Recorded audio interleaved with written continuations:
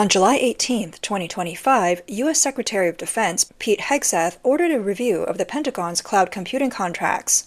He also demanded that Microsoft stop using Chinese engineers to support U.S. military projects. The change was to take effect within 24 hours. This decision came after an investigative report by ProPublica. It revealed that Microsoft had employed engineers based in China to help develop cloud systems for the U.S. military. According to the reports, these engineers worked under the supervision of so-called digital sentinels, security-cleared subcontractors tasked with monitoring sensitive work. Still, the involvement of engineers in China raised major concerns, especially because the projects involved military secrets. The report caught the attention of U.S. Senator Tom Cotton. He pushed Secretary Hegseth to launch a 2-week review of the Pentagon's cloud contracts. Earlier the same day, Cotton wrote a letter to the Secretary, asking the military to provide a list of all contractors using Chinese employees. He also asked for details on how digital sentinels are trained to detect suspicious activity.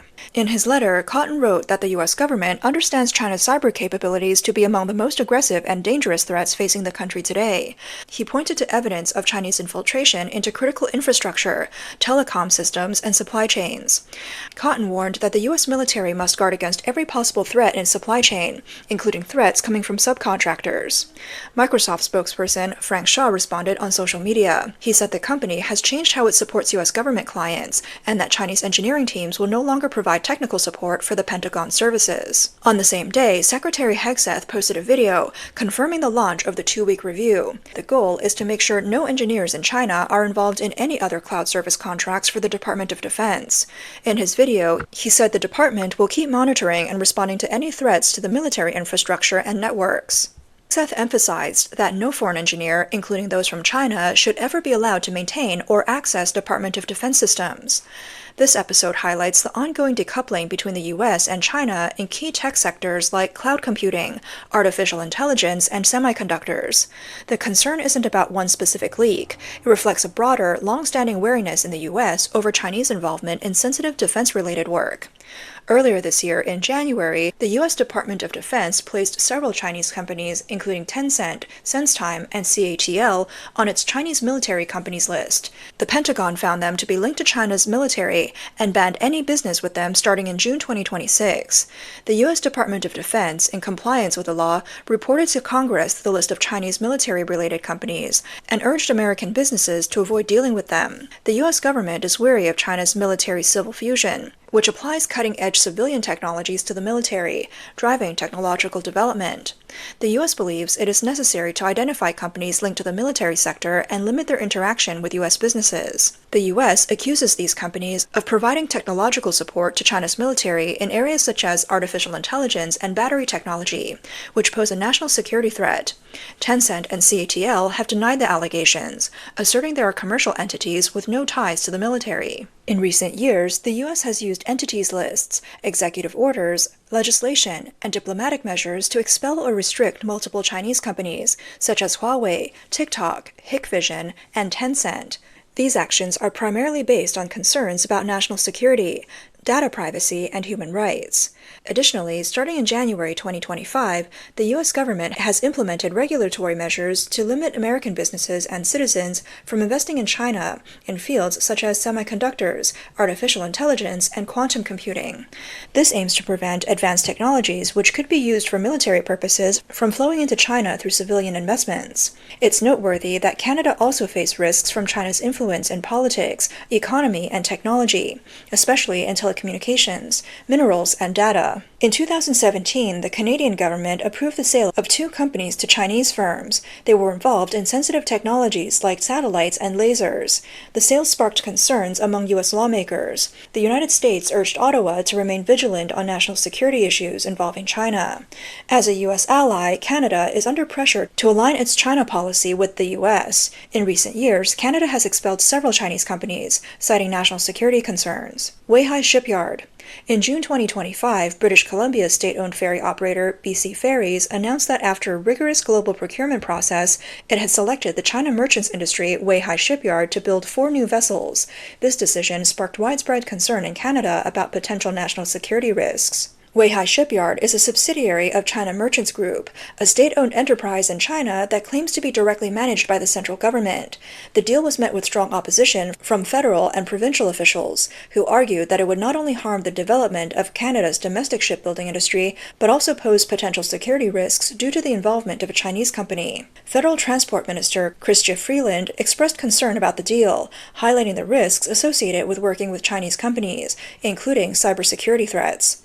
On June 16th, she sent a letter to the BC Minister of Transportation, requesting clarification on the measures BC ferries would take to mitigate national security risks. Christian Lupret, a professor at the Royal Military College, warned that the ships made in China might contain backdoors that could compromise the safety of critical infrastructure in British Columbia, such as the ferry routes to Victoria. Harman Bangu, the Conservative MLA for transportation in British Columbia, also raised alarms about hiring a company directly connected to the Chinese Communist Party. He stated, "We're funding their state-owned shipyard that is directly related to the People's Liberation Army. We're literally funding the Communist Army. With a lot of the technology that will be on the vessels, the hard drives and everything, who gets to keep that data? That's a huge concern." Canada's concerns about working with the Chinese companies, especially state-owned ones like China Merchants Group, reflect growing apprehension in both Canada and the U.S. over potential Chinese infiltration. Both situations involve collaboration with Chinese entities in sensitive areas, raising national security concerns. The United States worries about Chinese engineers potentially leaking secrets of U.S. military cloud services, while Canada fears that a Chinese shipyard could install surveillance devices in its ferries. Recently, Ottawa decided to shut down the Canadian operations of the Chinese surveillance camera company Hikvision, citing national security concerns. This move is the latest in a series of actions by the federal government aimed at preventing potential threats from companies linked to the CCP. Hikvision, due to its close ties with the CCP, is considered a privacy and security risk, having already faced sanctions in countries such as the US, the UK, and Australia. On June 27th, Canadian Minister of Innovation, Science and Industry, Melanie Joly, publicly announced on social media that the government had invoked the Investment Canada Act, demanding that Hikvision's Canadian subsidiary cease operations within 120 days. The government also prohibited its products from being purchased by government agencies and initiated a review of existing facilities. Joly stated that the decision was based on national security considerations. In response, Hikvision denied the government's accusations, stating that there was no evidence to support the claims, and that its products complied with all applicable Canadian laws and regulations. The company has filed for judicial review of the order. Notably, some of Hikvision's shares are held by the CCP. In fact, as early as 2020, the U.S. Department of Defense listed Hikvision as a company with ties to the Chinese military, a claim that Hikvision denied. In 2022, the U.S. Federal Communications Commission banned the import and sale of Hikvision and other Chinese companies' equipment, stating unacceptable risks to U.S. national or citizen security. Canada's ban on Hikvision reflects a tougher stance on national security issues, aligning more closely with the U.S. position. This move follows similar strategies seen with previous U.S. actions against Chinese companies like TikTok, Huawei, and ZTE. TikTok. In November 2024, the Canadian government ordered the Chinese social media platform TikTok to shut down its office in Canada. Minister of Innovation, Science and Industry, François-Philippe Champagne, stated that the decision was based on the results of a multi-stage national security review.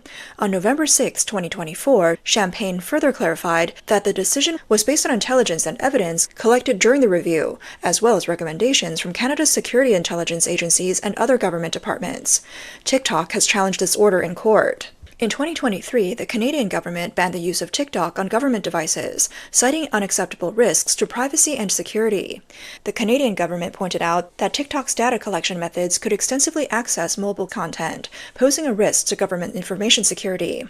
In a statement in 2024, Champagne made it clear that the government would not prohibit the general public from using TikTok, leaving it to individual Canadians. However, he urged TikTok users to exercise caution, warning that personal information could be accessed by foreign entities. In 2022, former FBI Director Christopher Wray had also warned about the national security risks posed by TikTok. He stated, "The risks include the Chinese Communist Party potentially using TikTok to control the data collection of millions of users, manipulating its recommendation algorithm to influence operations or harm personal devices." Huawei and ZTE. The Five Eyes partners, including the United States, the United Kingdom, Australia, and New Zealand, have gradually banned Huawei from participating in their 5G network infrastructure since 2019, reflecting a shared Western stance on 5G security. The Five Eyes Alliance suspects Huawei of engaging in illegal data collection and industrial espionage, as well as having close ties with the Chinese military. In 2021, a report from France's Minister of Armed Forces further accused Huawei of playing a key role in China's strategy to infiltrate the West, although Huawei's founder, Ren Zhengfei, denied these accusations. However, Canada did not follow suit at the time. The then U.S. Secretary of State, Mike Pompeo, warned that if allies allowed Huawei to participate in critical infrastructure, the U.S. might halt intelligence sharing with them. In May 2022, then Canadian Minister of Public Safety, Marco Mendicino, finally announced a ban on Chinese telecom companies Huawei and ZTE. The two companies were banned from participating in Canada's 5G wireless network infrastructure. The government stated that the decision was based on a national security review and cited serious concerns that both companies could follow directives from the Chinese Communist Party. As China adopted a more aggressive global stance and reports of its interference in Western affairs grew, Ottawa progressively increased restrictions on Chinese entities operating in the country. In December 2018, Huawei's chief financial officer, Meng Wanzhou, was arrested in Vancouver, leading to tensions in Canada-China relations. In response, China detained two Canadian citizens, Michael Spavor and Michael Kovrig. This incident was seen as a retaliatory move. In September 2021, after Meng Wanzhou's release, the two Canadians were also freed.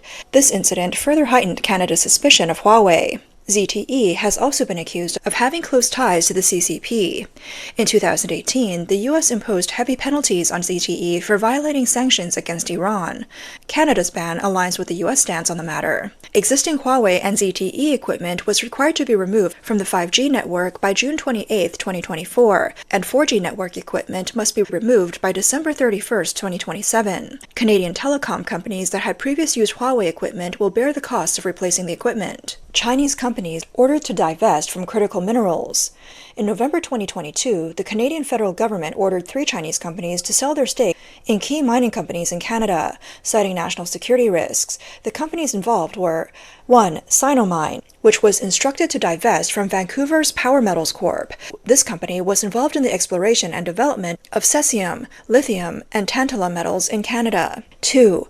Chengzhe Lithium International, which was ordered to sell its shares in Calgary's Lithium Chile Inc., which operates mining businesses in Chile and Argentina. 3. Zhangga Mining Company, which was required to divest from Vancouver's Ultralithium Inc., a company with lithium and gold mining projects in Canada, Argentina, and the U.S. In 2020, China's Shandong Gold Mining was blocked from acquiring the Canadian gold mining company TMAC Resources Inc.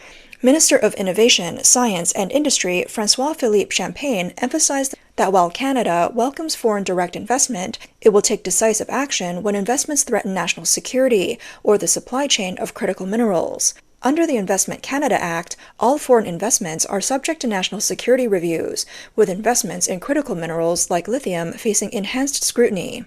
At the time, China was actively seeking to dominate the supply of key minerals and metals. Resources like lithium and tantalum are crucial for manufacturing products such as wind turbines, electric vehicles, laptops, solar panels, and rechargeable batteries. In 2022, Canada released its Critical Mineral Strategy, which restricts foreign state-owned enterprises from participating in sectors involving critical minerals like lithium. This reflects global concerns about the security of the new energy supply chain. Ensuring the supply of critical minerals was one of the key focuses at the 2024 G7 summit in Canada, where an action plan was announced to protect supply chains and counter non-market policies and practices. Canada's restrictions on Chinese investment are not limited to critical minerals. In 2018, the federal government blocked the sale of Canadian construction company Aecon Group Inc. to a Chinese state-owned construction firm, citing multi-stage national security review and consultations with security agencies, though specific details were not disclosed. In 2021, a report from the Canadian Parliament highlighted that national security risks related to foreign investments in Canada often involved China. The report referenced testimony from Charles Burton, a senior fellow at the Macdonald-Laurier Institute. He stated that Chinese companies often collaborate with CCP military and intelligence agencies to advance Beijing's objectives. Burton noted that under the Investment Canada Act, all Chinese companies are considered state-owned due to their close ties with the CCP. Additionally, Canada's focus on national security has extended to the education sector. In February 2023, the federal government announced the termination of funding for specific research projects involving researchers from universities, research institutions, or laboratories connected to foreign military, defense, or intelligence agencies that pose threat to Canada's national security. Reports had indicated that researchers from approximately 50 Canadian universities had been collaborating with China's top military institutions. They were doing research in fields like quantum cryptography, photonics, and space science.